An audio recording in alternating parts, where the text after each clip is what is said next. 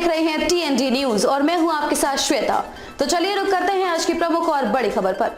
प्रधानमंत्री जनजाति आदिवासी न्याय महाअभियान के तहत 12 जिले में भी सहरिया जनजाति क्षेत्र के विकास कार्य गति पर है।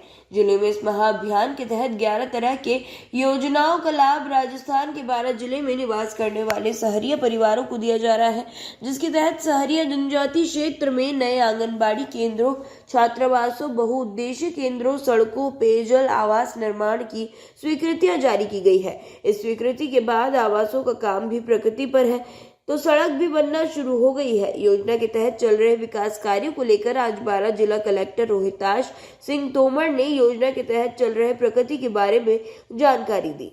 इस प्रधानमंत्री जनजाति आदिवासी न्याय महाअभियान की प्रेस कॉन्फ्रेंस में बहुत बहुत स्वागत है।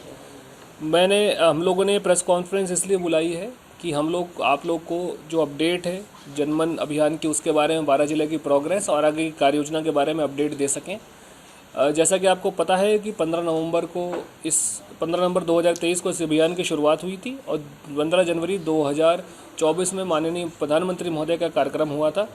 उसमें इस अभियान के दौरान 33,743 परिवार का चिन्हीकरण किया गया था 12 डिस्ट्रिक्ट में और 1,30,068 उसमें लोग थे जो पॉपुलेशन थी सहरिया की। इनमें 11 तरह के इंटरवेंशंस थे जो भारत सरकार द्वारा चिन्हित किए गए थे, जो जिनसे कि लोग वंचित थे उनको इन सभी मूलभूत सुविधाओं का लाभ देना था।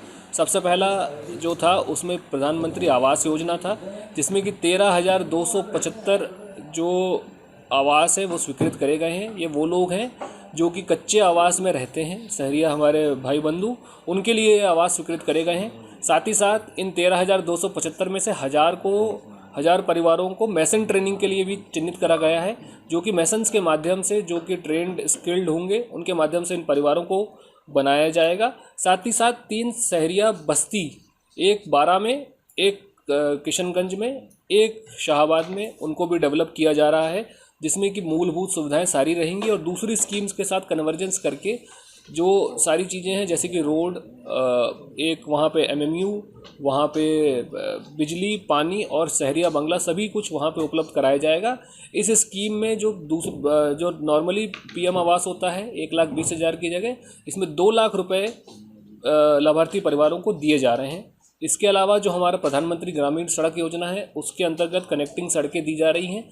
39 सड़कें हैं वो स्वीकृत करी गई हैं, जिनकी टोटल लंबाई 99.7 किलोमीटर है और 69.36 करोड़ की लागत से ये सड़कें हैं। उनमें से 11 का टेंडर लगा दिया गया है, वो ओपन हो जाएगा इसी माह में और मार्च के प्रथम सप्ताह में उसमें कार्य शुरू कर दिया जाएगा।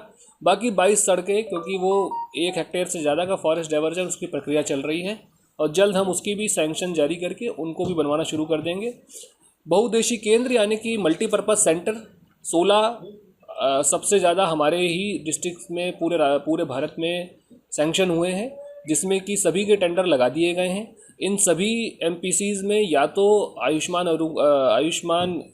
आरोग्य केंद्र या फिर आंगनवाड़ी सेंटर चलाया जाएगा। हमारी कोशिश ये है कि दिसंबर तक इन सभी सेंटर्स को VDV के आयुष्मान आरोग्य सेंटर और AWC के माध्यम से संचालित कर दिया जाए। आंगनवाड़ी केंद्र भी हमारे 12 सैंक्शन हो गए हैं। इनमें की जो चयन प्रक्रिया होती है वो अभी चल रही है, चयन प्रक्रिया इसी मंथ में हो जाएगी। इनकी ट्रेनिंग करा के मार्च से हम इन केंद्रों में जो बच्चे हैं उनका चिन्हीकरण कर लिया गया है, पोषाहार का भी उसमें अलॉटमेंट हो चुका है और इन सब को हम मार्च में शुरुआत कर देंगे। बिल्डिंग भी इनकी मार्च में ही बनना शुरू हो जाएंगी। इसके अलावा 17,633 जो अनइलेक्ट्रीफाइड हाउस होल्ड्स हैं उसमें वर्क ऑर्डर भी JVMNL द्वारा जारी कर दिया गया है। 1000 का टारगेट उनका फरवरी तक का है, जिसमें कि वो 450 के आसपास अनइलेक्ट्रीफाइड हाउस होल्ड्स को इलेक्ट्रिफिकेशन कर चुके हैं और बाकी के लिए वर्क ऑर्डर दे दिया है। 1 महीने में काम शुरू होगा और अक्टूबर तक ये कार्य कंप्लीट कर लिया जाएगा। हमारी मोबाइल मेडिकल यूनिट्स जो हैं वो 7 हमारे पास हैं, 3 और आने वाली हैं। उसका वर्क ऑर्डर अभी जारी हो जाएगा इसी सप्ताह में। इन्होंने अपना कार्य करना भी शुरू कर दिया है। वो हर हैबिटेशन को महीने में 2 बार टच कर रही हैं और करीबन 60 लोग हर कैंप में आकर के स्वास्थ्य लाभ अपना ले रहे हैं। इसके अलावा जो हमारी और स्कीम्स हैं वो छात्रावास हैं। 4 छात्रावास हमारे सैंक्शन हुए हैं, 50 VDV के सैंक्शन हुए हैं, 6 मोबाइल टावर थे, उसमें से 1 कंप्लीट हो गया है और 5 हमारे अभी प्रक्रियाधीन है।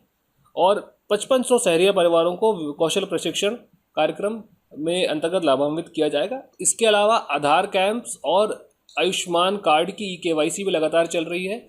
72% अचीवमेंट हमारा हो चुका है। और जो परिवार KYC से वंचित हैं, आधार के अपडेशन से वंचित हैं, उनके लिए भी कैंप हमारे 29 फरवरी तक चलेंगे। और सभी परिवारों को 100% सैचुरेशन करना ही हमारा टारगेट है। और हमारा जो जिला प्रशासन 12 है, उनका उद्देश्य ये है कि माननीय मुख्यमंत्री महोदय के निर्देशन में हम जो प्रधानमंत्री महोदय का जो ये कार्यक्रम है PM जनमन, उसमें हम सबसे अग्रणी रहें पूरे भारत में। और हमारे जितने भी परिवार हैं, 33,000 परिवार हैं, उन सभी को हम इन सारी स्कीम्स का लाभ देके 100% सैचुरेशन तक पहुंच सकते हैं। Please subscribe my YouTube channel, like करें, शेयर करें, बेल का बटन जरूर दबाएं। धन्यवाद। खबरों में अब तक के लिए बस इतना ही।